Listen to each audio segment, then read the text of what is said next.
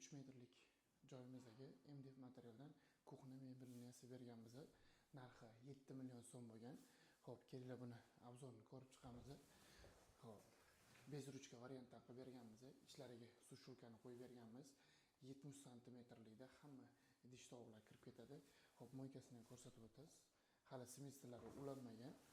Xo'p, teyda akkuratniy qilib xidiflar qorqib nima qilib berganmiz. Xo'p, bu yoqda strelli mashina. Strelli mashinadagi tortma mexanizmlar yumshoq ishlaydi. Gazlarni akkuratniy qilib ko'tarib berganmiz. Xo'p, bu yoqda ham ishlagan dostuplari bor.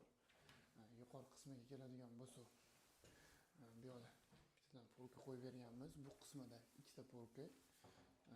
Bu push mexanizm qo'yilgan.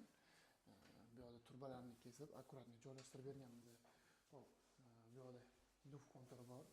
Duf konturini ichlarini ko'rib o'tsangiz, mana akkuratniy qilib joylashtirib berganmiz. Mana teylardan foydalansa bo'ladi.